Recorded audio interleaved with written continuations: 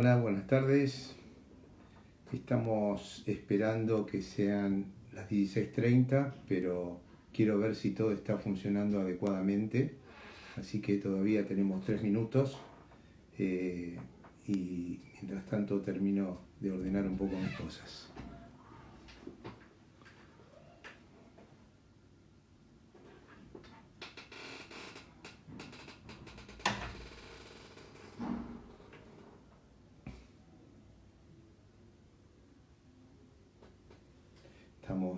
Estoy viendo un poquito algunas reflexiones que quiero comentar también, que me parecen importantes y no quiero dejar de compartirlas con ustedes. Voy a alargar en punto, cosa que podamos estar todos juntos.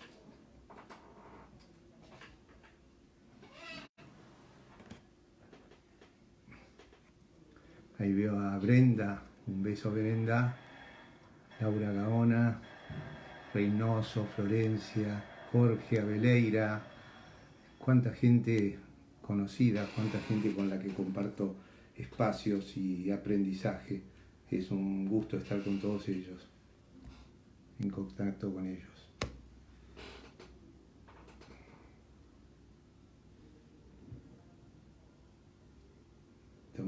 Estoy tomando tiempo, no quiero empezar antes por respeto a las personas que se van a conectar en horario, así que mientras tanto no se aburran y pueden seguir viendo alguna otra cosa mientras tanto. Si me ven que me acerco es porque no veo lo que me están escribiendo, así que doctora Andrea,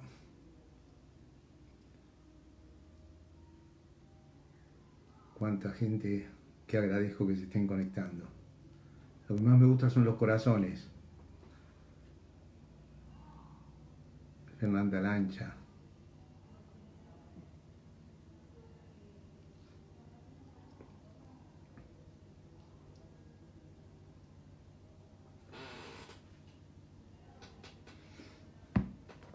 Estamos por empezar,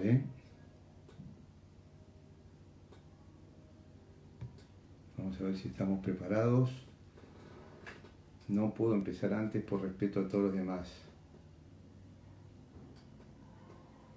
Natalia Artigas, excelente neuropediatra.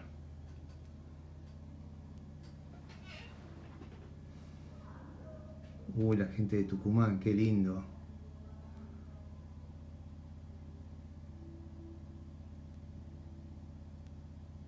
También mis hijos, está muy bueno.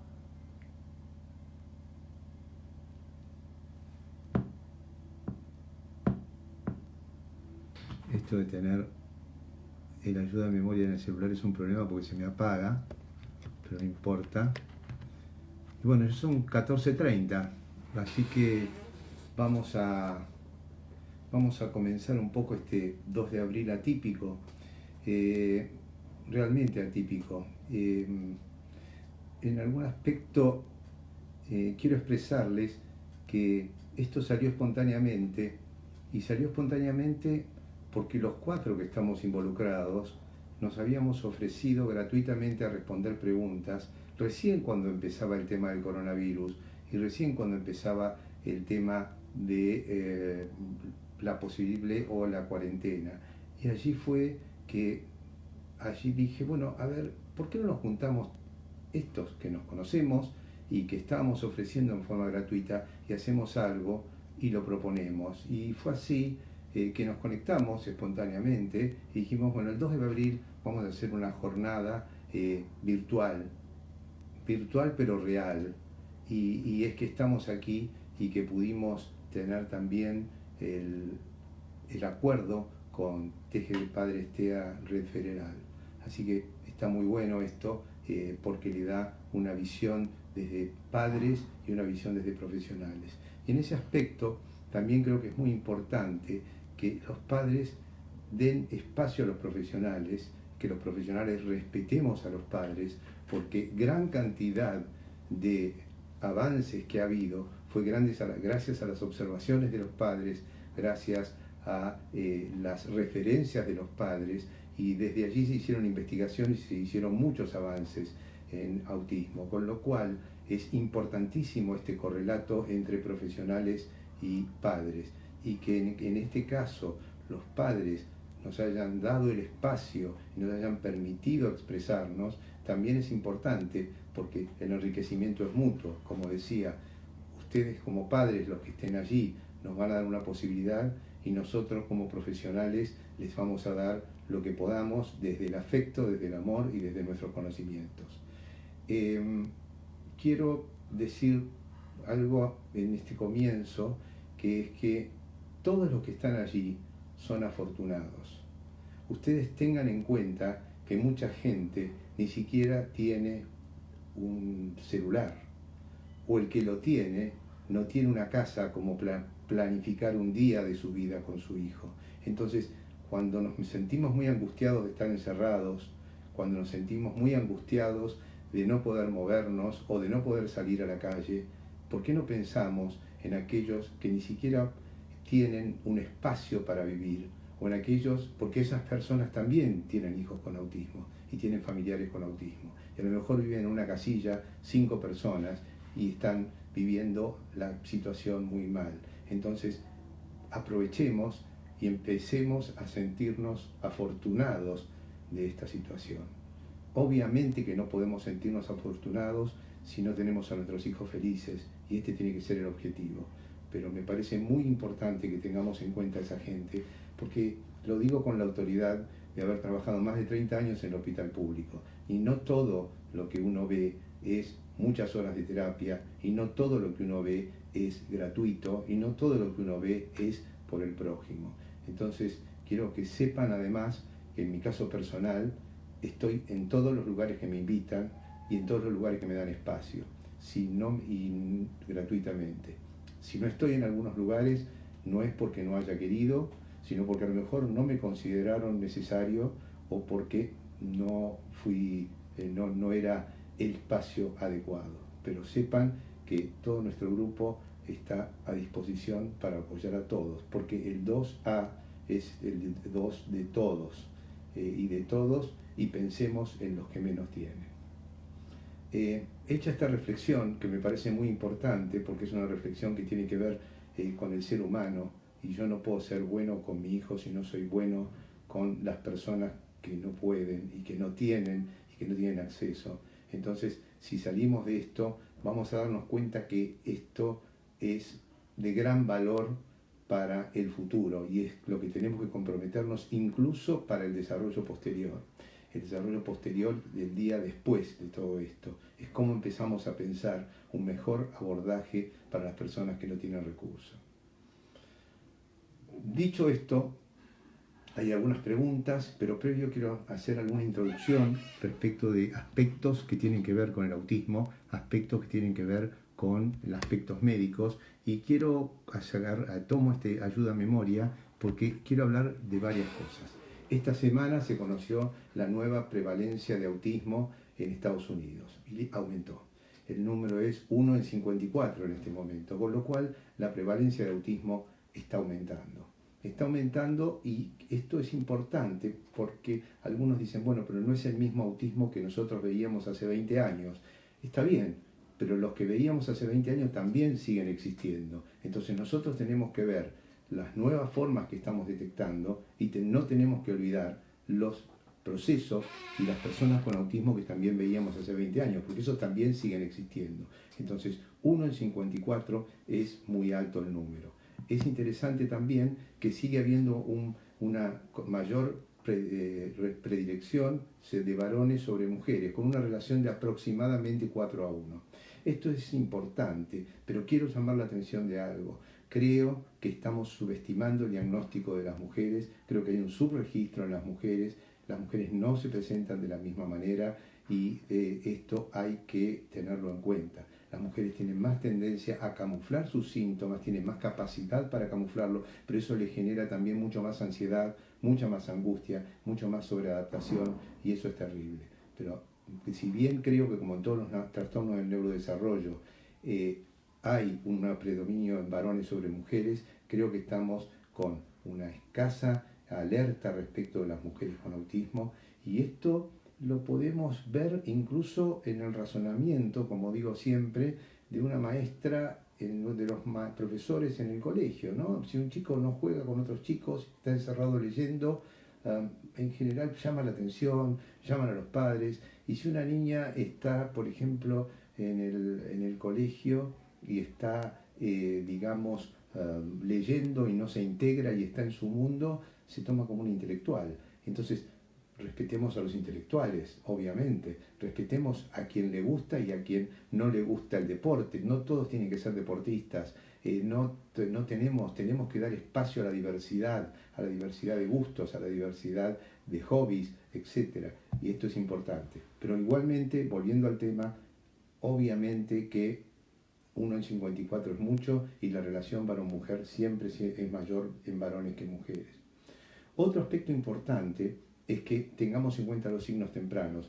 Yo voy a dar 2 o 3 tips. Ustedes seguramente, la mayoría de los que están allí en este momento, saben de esto, con lo cual va a ser muy cortito. Pero si un chico entre 12 y 18 meses no señala lo que quiere, no mira lo que le he señalado, no tiene un buen contacto visual, no tiene atención compartida, no tiene una intención de comunicación activa con sus padres, no hablemos de autismo, pero preocupémonos por su situación social, preocupémonos por su cognición, por su intención social, porque esto va a ser muy importante.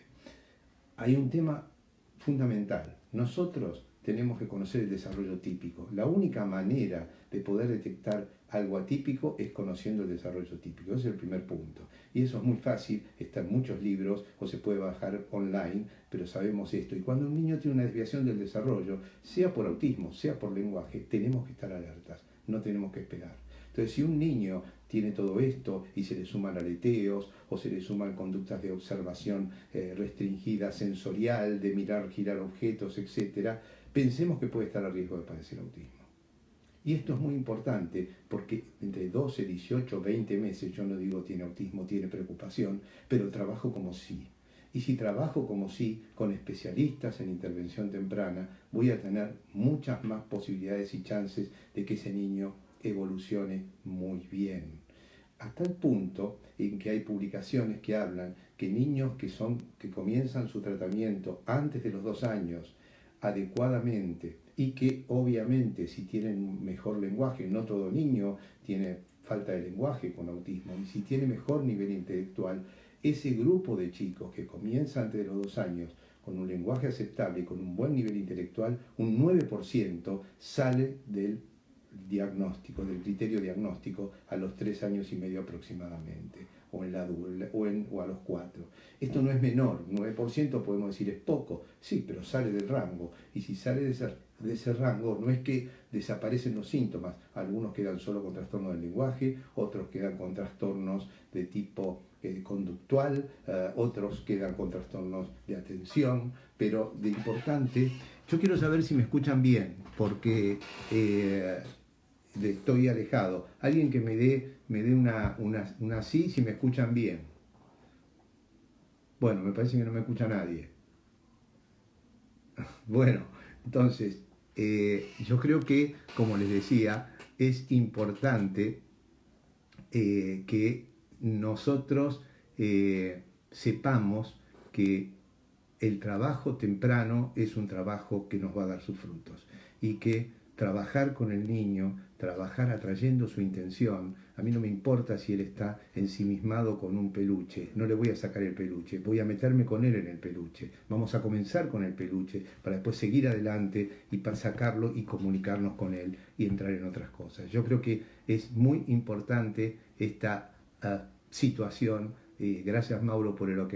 Esta situación de trabajar tempranamente acercándonos y jugando, y a través de técnicas y herramientas y productos y proyectos estandarizados, porque existen técnicas que son reconocidas científicamente en el abordaje temprano, y allí tenemos que ver claramente el abordaje temprano como una situación de gran importancia, El modelo Denver, por ejemplo, es uno de los modelos de intervención temprana reconocidos científicamente y avalados.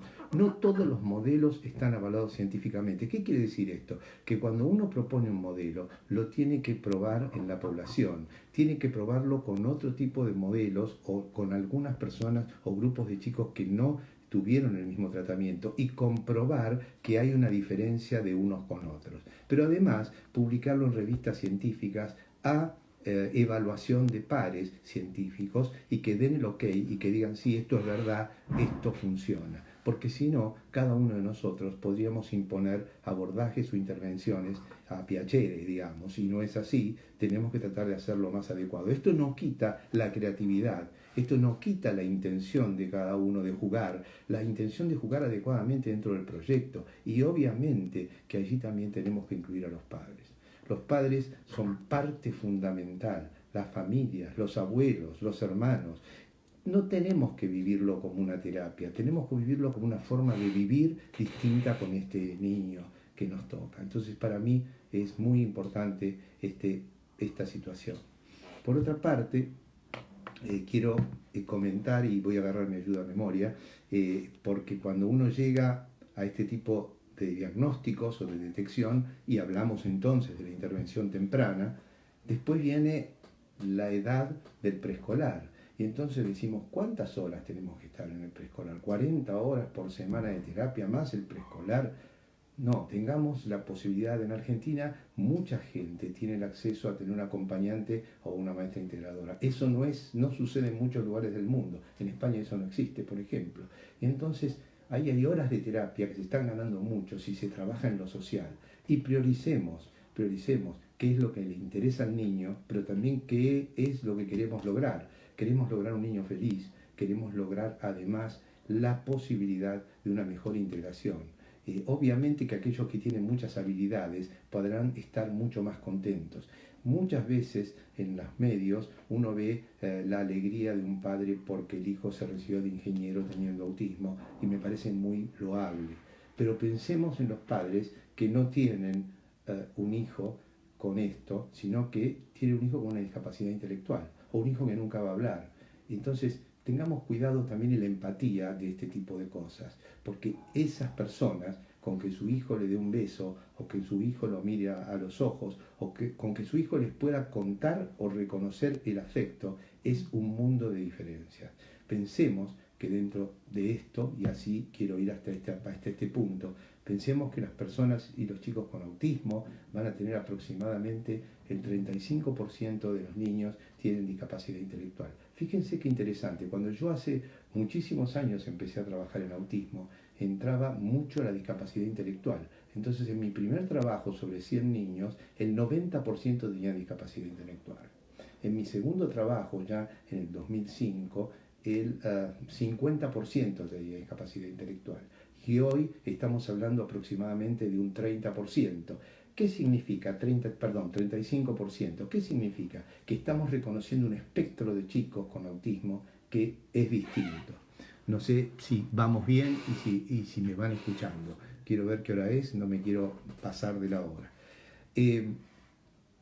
Obviamente que dichas estas cosas, también tenemos que saber que el 30% de las personas con autismo pueden padecer epilepsia. Y los que padecen epilepsia pueden padecerla la mitad de ellos en la infancia y la otra mitad en la vida adulta, y van a recibir drogas antiepilépticas que pueden dar efectos colaterales indeseables, pero que hay que tratarlos. Y allí voy a una respuesta de una pregunta que me hicieron, que cada vez que su hijo, que tenía autismo, además tiene una convulsión, sale sangre de su nariz. Esto no es parte del autismo, esto no es parte de la epilepsia.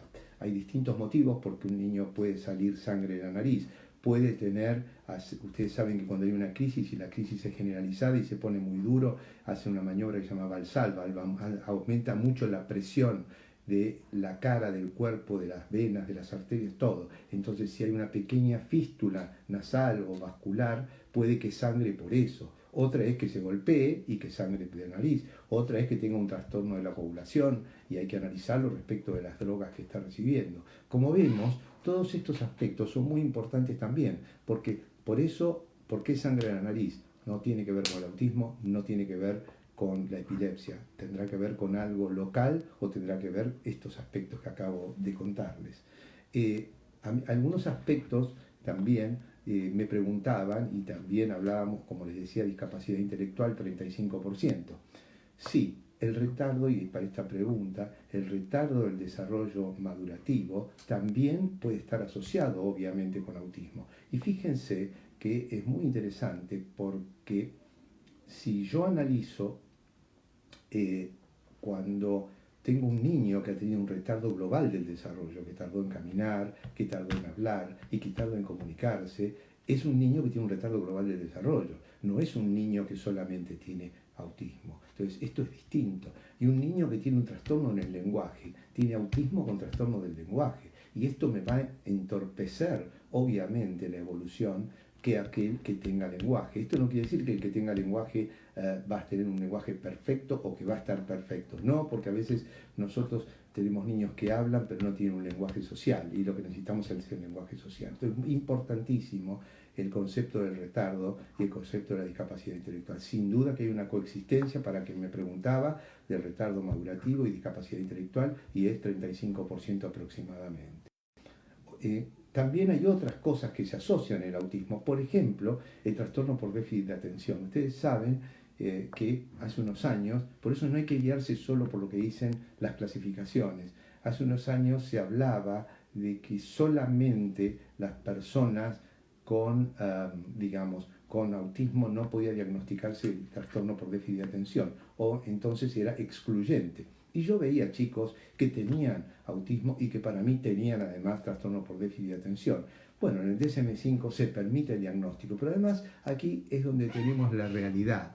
Y es muy importante. El trastorno por déficit de atención es una asociación común en el autismo y no podemos ignorarla, porque si yo la ignoro, voy a lograr ignorar un 30% de la población que padece autismo.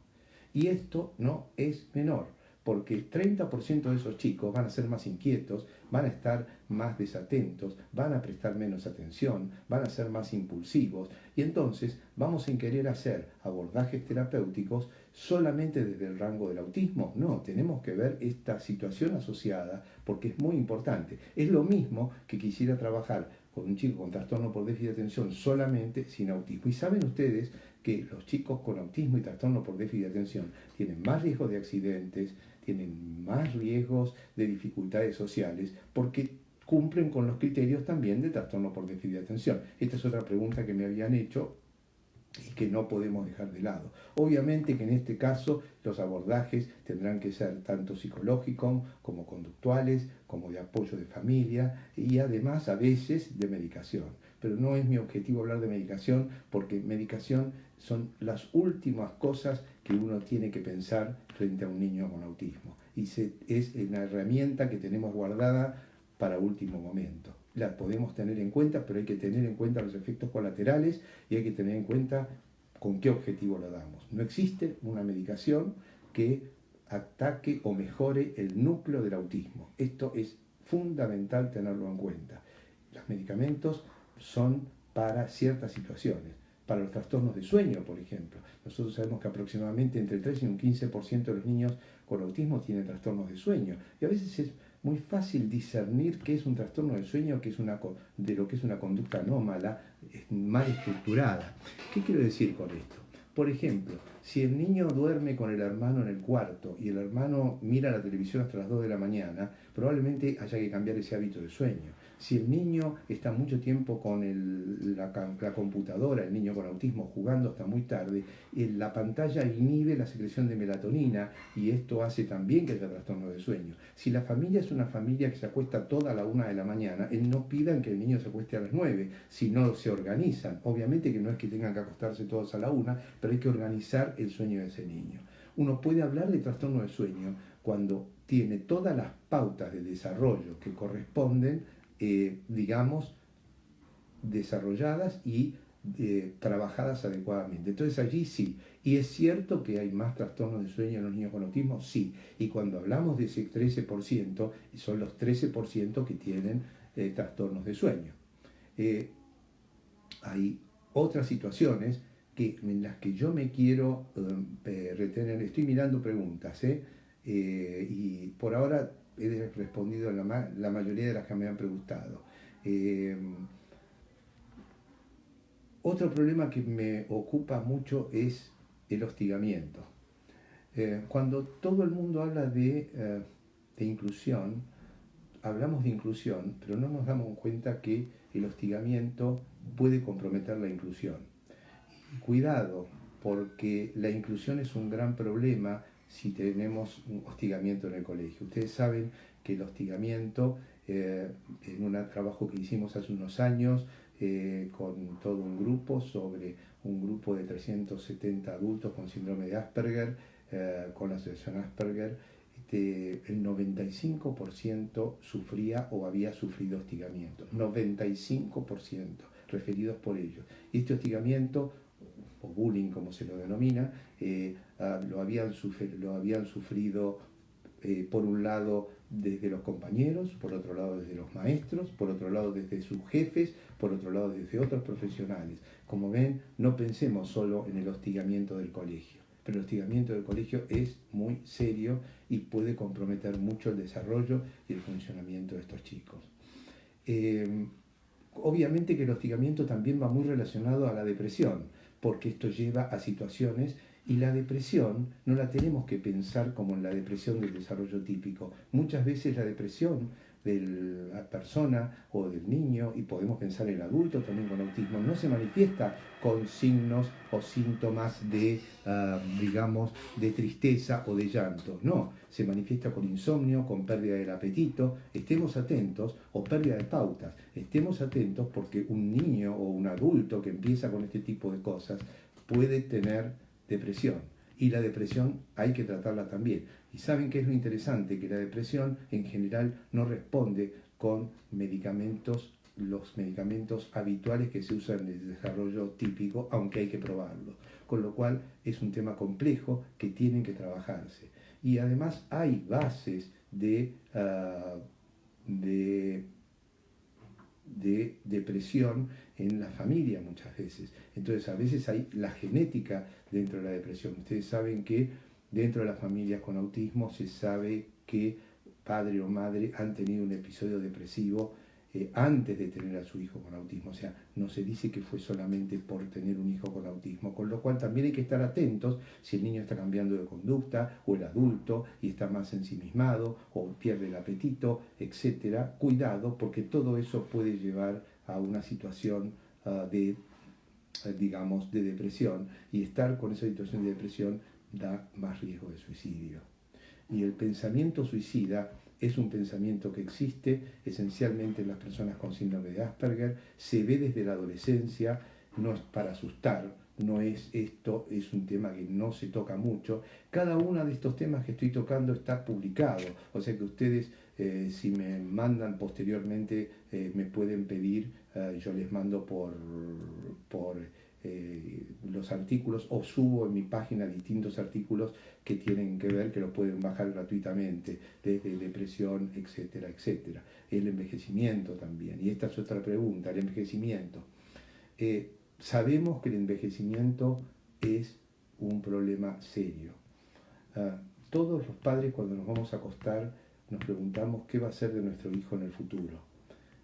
Pero cuánto más se lo pregunta el padre de un niño con discapacidad, o el padre de un niño que no se desarrolló en forma típica, o el padre de un niño que no está incluido socialmente, o el padre de un niño con autismo. Muchísimo, muchísimo, y el apoyo de la parte, digamos, psicológica, y el análisis de situación con los padres también es importante. Ahora, no tenemos certezas. En países como el nuestro y en los mayores lugares del mundo no saben qué hacer muchas veces. Si no sabemos qué hacer con nuestros viejos, con los adultos, imaginemos qué podemos hacer por el envejecimiento de las personas con autismo. Empezar a llamar la atención. Yo acabo también de publicar un artículo, 2 artículos sobre envejecimiento, y uno de ellos con pautas sobre envejecimiento, que salió ahora en diciembre.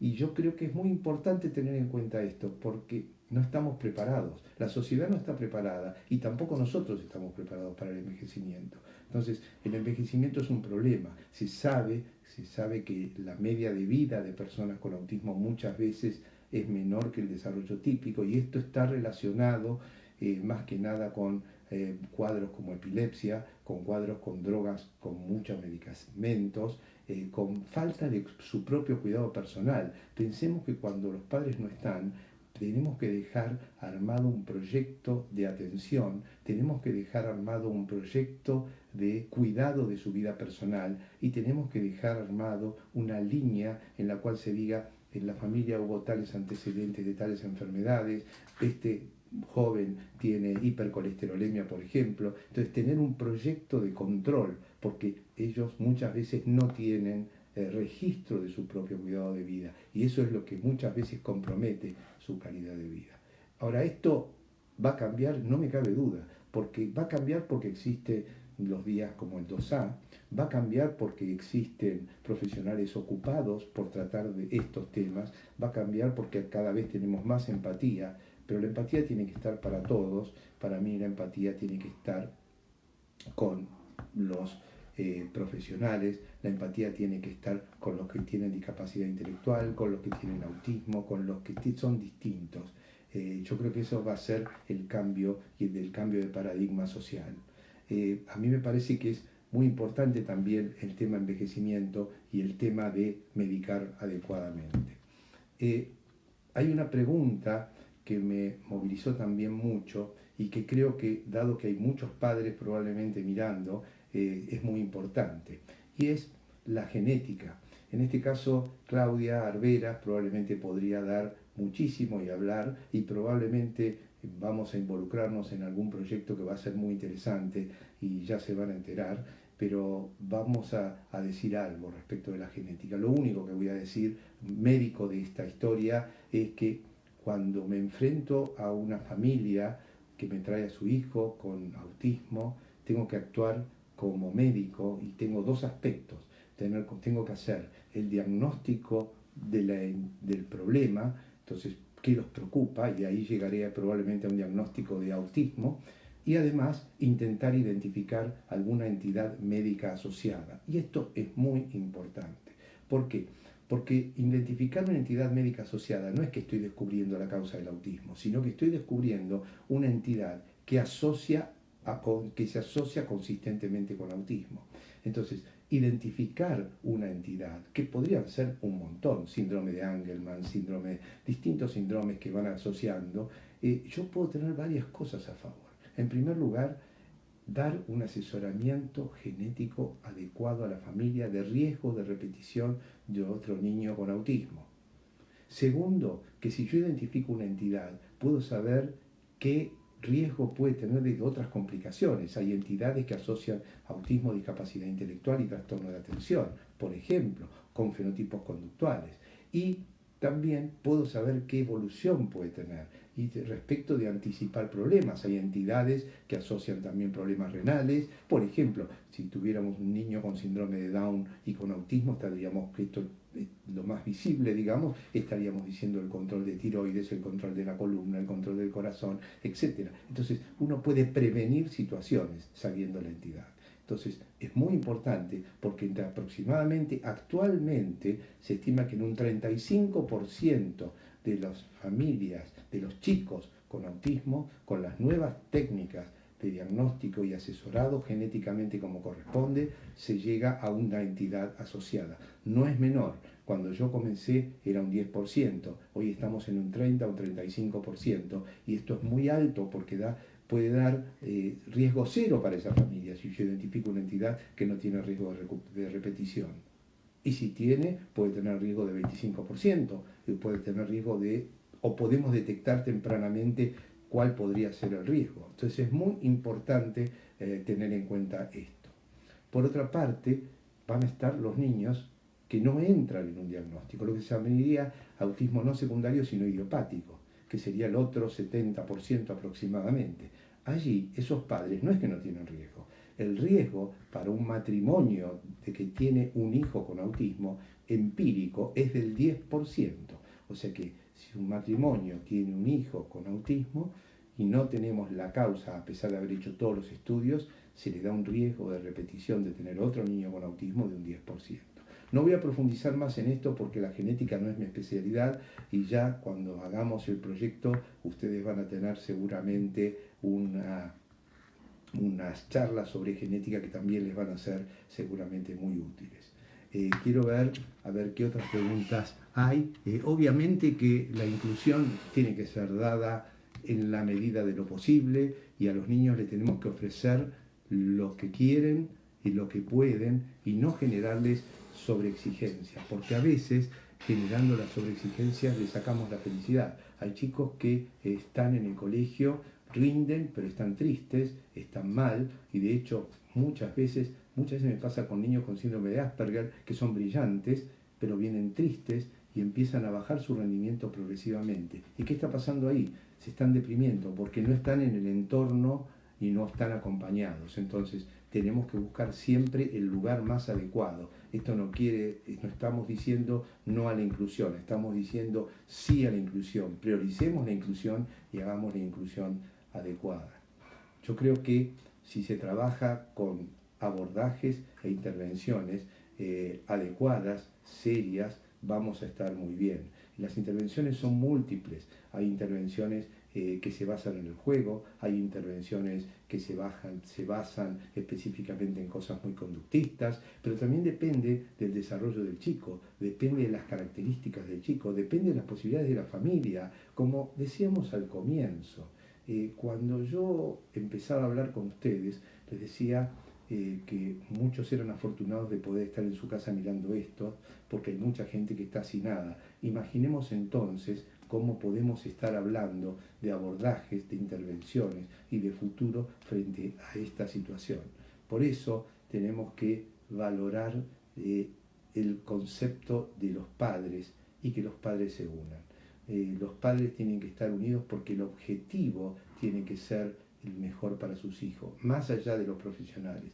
Los profesionales podemos hacer lo nuestro, tenemos que hacer lo mejor por nuestros pacientitos, tenemos que hacer lo mejor para que vivan mejor, tenemos que asesorarlos para que sean felices, tenemos que asesorarlos para que vivan en familia y vivan en comunidad, y nosotros tenemos que asesorar a los padres y a las asociaciones de padres. Las asociaciones de padres son muy importantes, como les decía, y tienen que verse guiadas también por profesionales para tener una línea común, para tener una línea que les permita avanzar con un criterio adecuado. Me parece también eso muy importante. Voy a ver si hay alguna otra pregunta que está llegando, mucha gente que saluda, que me encanta y les agradezco a todos. A ver, tengo por acá, me están entrando de a poquito, discúlpenme, quiero ver qué hora es también.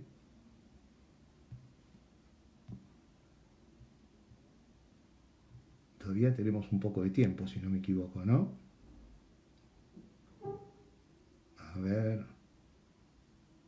Perdón, estoy mirando preguntas. Me hablan de las características sensoriales. Esto es un avance, y algo de las dietas, muy interesante. Verá el tema de las dietas y el tema de lo sensorial y el tema del cannabis. Bueno, 3 temas voy a tocar, ahí está. Bueno, empiezo por el cannabis. El cannabis es, ¿ustedes quieren que yo sea políticamente correcto o quieren que les diga lo que corresponde? Bueno, yo le voy a decir lo que corresponde. ¿Por qué? Porque ustedes me escuchan y si no van a perder, digamos, el respeto que me puedan tener sabiendo que voy a decir lo que es mi opinión. Lo que es mi opinión en base científica. Ustedes saben que me tocó hacer las guías de abordajes terapéuticos de la Academia Iberoamericana de Neurología Pediátrica. Entonces en esas guías pusimos lo que es útil y lo que no es útil. Bueno, entre las cosas que no tienen utilidad demostrada es el cannabidiol. Pero tengamos en cuenta esto, el cannabis no es que no está demostrado para el autismo. El cannabis por el momento tiene utilidad demostrada en epilepsias de muy difícil control en las cuales han fracasado otros antiepilépticos.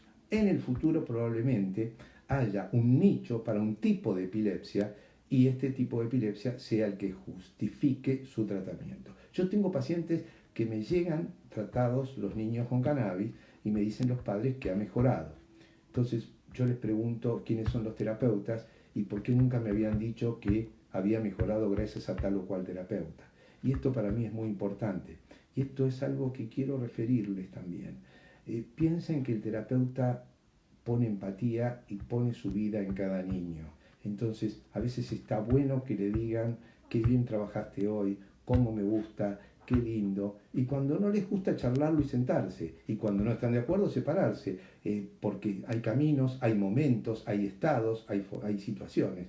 Pero es importante que piensen que los terapeutas están poniendo parte de su vida dentro de su niño y están jugando con él porque les gusta, no porque simplemente estén pensando en que es su trabajo. Si no, no lo harían. Hay trabajos mucho más simples, se los aseguro. Entonces, el tema cannabis, volviendo al tema cannabis, yo diría que no hay nada demostrado respecto a esto, y mucho menos con las gotas que se venden en las farmacias, o que ni siquiera en las farmacias, en los barrios, en las esquinas, que se la consiguen, donde no hay un control adecuado. Si en unos años o en unos meses sale algún artículo que demuestra realmente que el cannabidiol actúa sobre los problemas nucleares del autismo, ¿cuáles son estos? Los problemas nucleares: trastorno en la comunicación y en la cognición social, e intereses restringidos y conductas estereotipadas. Esos son los signos nucleares. Eso es autismo. Entonces, cuando uno habla de eso, habla de un espectro muy amplio, de cosas más leves, como decíamos, no son los mismos que hace 20 años, pero los de hace 20 años todavía existen, y también otros que son más leves. A ninguno de ellos está justificado tratarlos con cannabidiol. No sé si fui claro. Y además es el riesgo de no saber lo que le estamos dando, porque si el día de mañana, como les decía, se descubre algo, seguramente habrá dosis, habrá laboratorios que tengan que responder a la ANMAT, por ejemplo, o a los controles de regulatorios, y entonces una vez que cumplan con los controles regulatorios y sepamos para qué sirve, se lo damos. Esto no quiere decir que yo sea una persona que diga, bueno, entonces vamos a dar risperidona. De ninguna manera. La risperidona la utilizo, sí, en casos excepcionales, diciendo los efectos colaterales, diciendo qué expectativas tengo, diciendo qué es lo que me interesa para ese niño, y consensuando con el equipo terapéutico y con los padres. Nunca, nunca poner una medicación porque a mí se me ocurre, porque esto está mal. No es lo que corresponde, pero vamos a hacer un buen control. Así que, como ven, no es que quiera estar o no con medicamentos, sino que cada cosa en su lugar. Hay medicamentos que sabemos para qué sirven y sabemos cuándo ponerlos y sabemos qué riesgos tienen. Para mí es muy importante todo eso y decírselo. Y cuando la persona con autismo está en condiciones de entender la explicación, hay que explicarles también los efectos colaterales, por qué se la damos y para qué se la damos.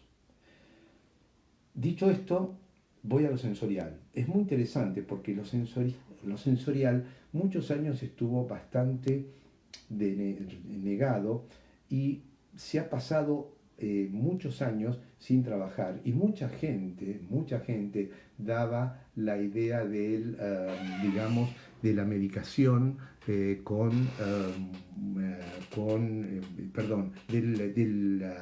tratamiento para los trastornos sensoriales como una estructura, y ahí fue el otro extremo. Yo creo que los trastornos sensoriales existen, creo que hay que trabajarlos, creo que hay que identificarlos, creo que hay que buscarlos, y creo que una buena evaluación sensorial, en la medida que sea necesario, puede permitir que mejoren algunos aspectos. Sabemos lo de la hipersensibilidad, de la hiporreactividad o la hiperreactividad sensorial. Sabemos que podemos acompañarlo. Pero no todo lo que le pasa a un niño con autismo tiene que ver con una hiper o hiporreactividad sensorial. Entonces, explicar el autismo desde lo sensorial sería simplificarlo. Pero tenemos que reconocerlo. Sirven para algo científicamente hablando. No estoy hablando de casos puntuales, pero si uno lee la literatura no encuentra artículos que nos digan que porque le pasemos un rastrillo sobre los brazos va a mejorar lo sensorial, pero sí encuentra artículos en donde muchos terapistas ocupacionales trabajan sobre diversas dificultades sensoriales y los niños mejoran mucho su conducta. Y entonces esto sí tenemos que tenerlo en cuenta. Imaginemos la hiperreactividad a los ruidos, y esto cada fiesta lo decimos, ¿no es cierto? Y eso hay que trabajarlo y hay que acompañarlo. Y esto a veces ni siquiera le teníamos en cuenta o lo ignorábamos. Entonces, como vemos, hay que trabajarlo, hay que acompañarlo y hay que reconocer que lo sensorial es un tema importante. Había otra pregunta que me habían hecho y ahora me olvidé. Adolescencia y depresión lo comenté y dije que es un problema que me preocupa muchísimo. Había alguna pregunta, pero bueno, no sé dónde quedó, ha quedado lejos me parece. Déjenme ver, ya voy a llegar, tranquilos.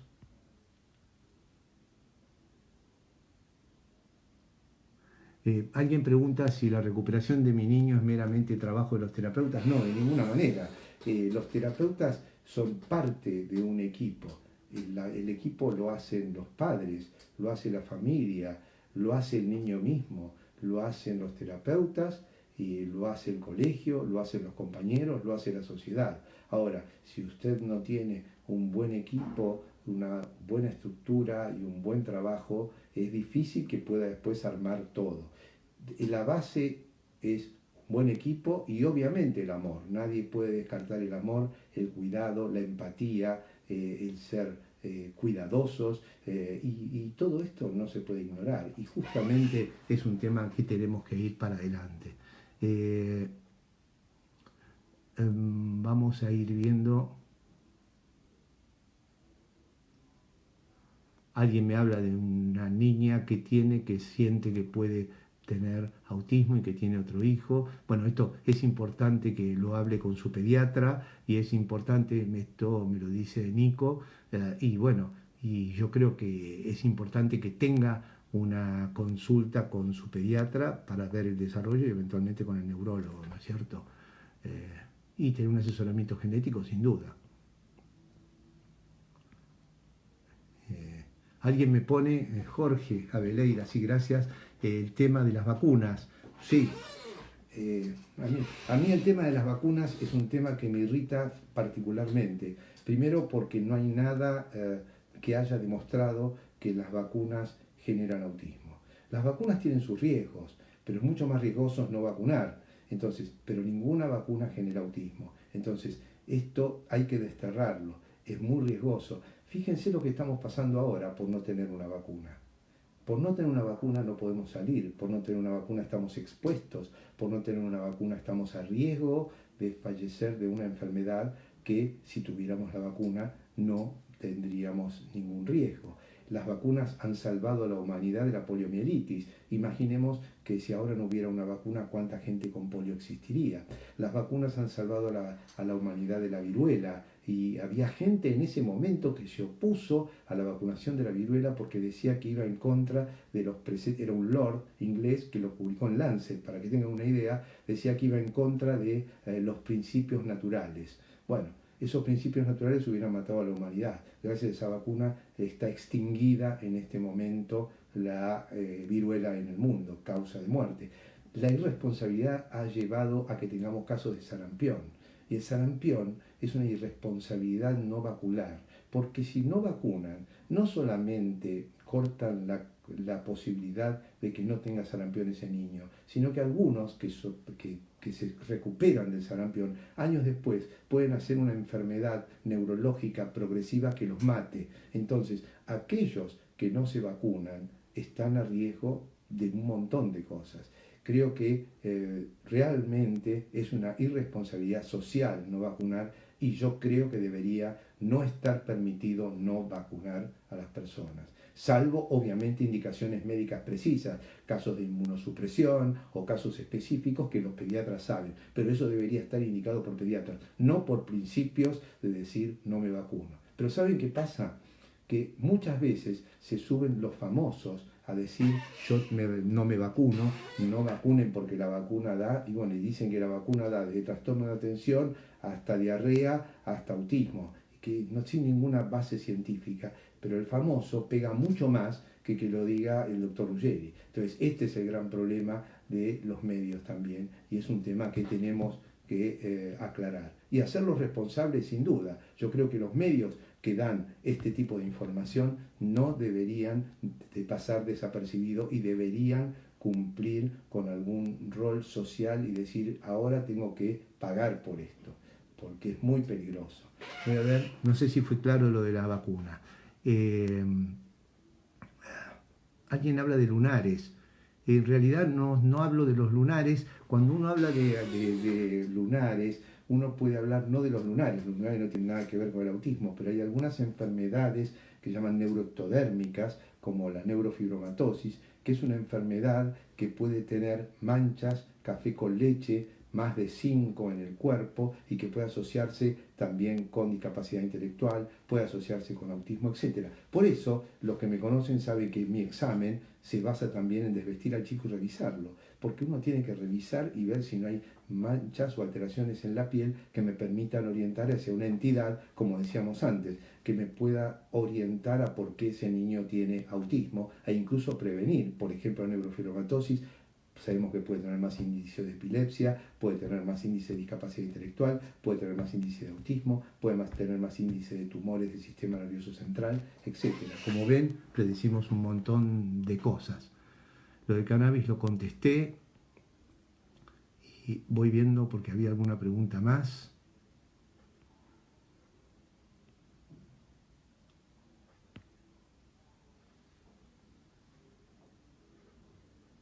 Un saludo para Abril González.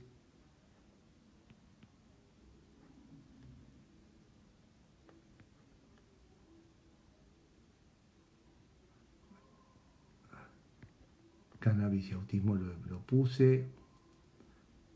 No sé si me están entrando nuevos porque ahora voy para abajo a ver los nuevos que entraron.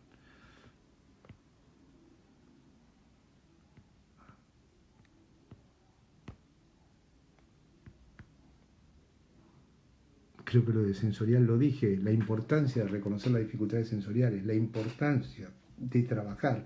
Incluso hoy el DSM-5 incluye, así como incluye el TDAH como posibilidad, incluye dentro de las características los trastornos o las dificultades sensoriales, y tenemos que trabajarlo, sin duda. Dietas, ahí está, el tema de la dieta. Bueno, a ver, así como dije lo de la vacuna, así como dije lo del cannabis, voy a terminar con lo de las dietas. No hay ninguna evidencia científica que diga que la dieta libre de gluten y caseína cambia en algo los síntomas nucleares del autismo. ¿Está claro?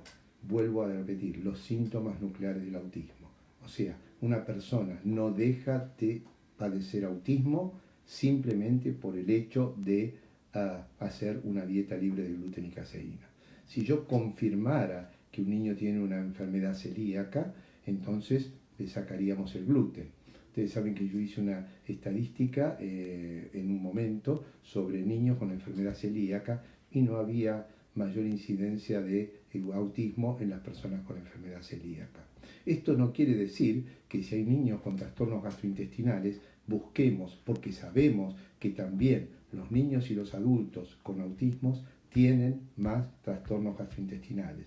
Entonces, el buen pediatra, el trabajo con un gastroenterólogo, el trabajo con un nutricionista nos puede ayudar de alguna manera a definir cuáles son las causas o los problemas gastrointestinales. Obviamente que si un chico tiene problemas gastrointestinales puede tener también dificultades, por ejemplo, de conducta, porque si le duele la panza va a estar más irritable o va a dormir mal.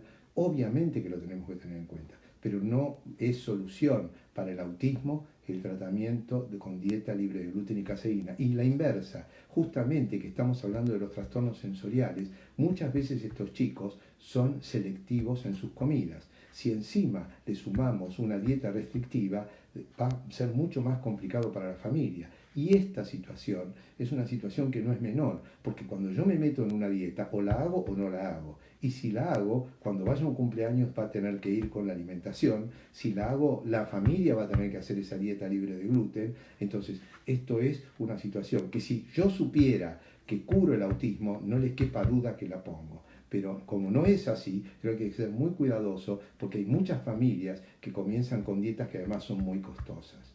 Tengamos cuidado con todo lo que nos vende Internet y tengamos cuidado con las cosas que no son serias.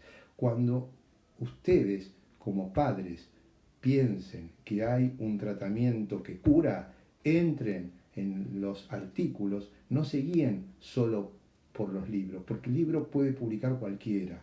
Hay que ver los artículos científicamente validados que validan y que dicen se ha demostrado que el autismo, los chicos con autismo, tal cosa. Por eso uno puede hablar de qué tratamientos son útiles, como el tratamiento de respuesta pivotal, como el Denver, o la utilidad de la risperidona para algunas cosas, o últimamente se está poniendo en duda el aripiprazol, que fue tan utilizado, por ejemplo. Como ven, todo es dinámico. Por eso nosotros tenemos que estar actualizados, porque si yo me quedo con la historia del día de ayer, probablemente me hubiese perdido que en lugar de 1 en 59 es 1 en 54 y me hubiese perdido muchas cosas nuevas que van a seguir apareciendo. Tenemos que estar al día y los padres en ese aspecto también apoyan mucho.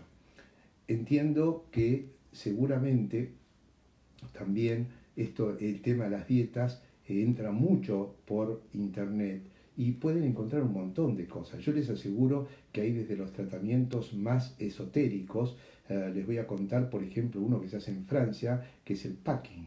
El packing es un tratamiento que yo tuve oportunidad de firmar, estar en contra junto a Gilbert en Escocia, en un congreso donde estaba la Asociación de Padres de Autismo de Francia, haciendo firmar una declaración en contra del packing.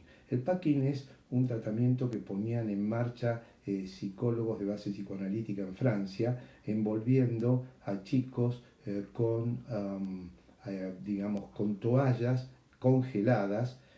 Cuando hablo de toallas congeladas, hablo de toallas que se sacaban a 3 grados con agua y los envolvían porque referían que de esa manera iban a mejoran aspectos conductuales. Quienes quieran saber de esto, bueno, tengo algo escrito o pueden entrar con el término packing o empaquetamiento y van a ver lo que significa. Imaginen esto, imaginen un padre haciendo esto. Era como la historia del autismo cuando se decía que los padres que las madres eran las responsables. Miren el camino que hemos recorrido, el camino de pasar de las madres que eran responsables y que esas madres, muchas fallecieron con la idea que sus hijos eran así por culpa de ellas. Esto no tiene perdón, esta interpretación no tiene perdón.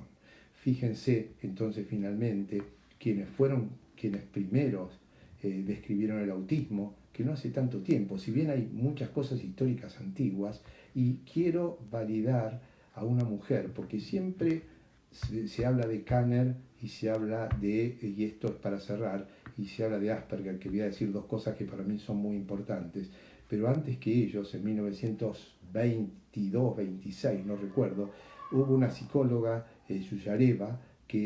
una neuróloga, Yuyareva, rusa, que publicó 8 casos de personas, y fue la primera casuística, y en ellos, porque no lo llamó autista, no fue incluido dentro de la descripción. Pero en realidad, si uno toma esos 8 casos y los analiza puntualmente, tiene la misma puntuación que el DSM-5 para un trastorno autista y que el DSM-4 que es síndrome de Asperger.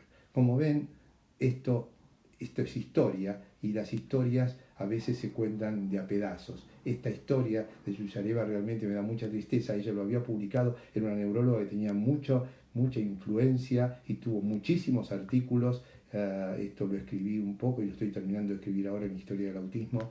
Lo voy a publicar probablemente en agosto, y ella hablaba de los 8 chicos, de estos 8 chicos especiales, ¿no es cierto? Y lo que decían Kanner y Asperger, todos conocemos las descripciones y no voy a profundizar, pero siempre valoro 2 cosas. Una que decía Kanner, que decía que estas personas han llegado al mundo con un problema o una inhabilidad social, así como otros vienen con inhabilidades motoras o inhabilidades cognitivas. Fíjense qué interesante. Él nos está hablando de la neurobiología, lo que está en boga en la investigación y que es muy importante. Y Asperger decía en sus escritos, estas personas han llegado al mundo para tener un espacio y van a tener seguramente un espacio para la sociedad y un espacio adecuado en la sociedad. Esto va a depender de todos nosotros y creo que esto está bueno para cerrar esto, que lo que queríamos era compartirlo con todos ustedes. No quiero dejar de recordar a los héroes de Malvinas, porque esto va más allá de cualquier cosa política. Hubo argentinos que fallecieron convencidos y esto también quiero valorarlo. Quiero agradecerles a todos los que han estado mandando corazoncitos y likes y cosas, porque realmente me dan mucha alegría.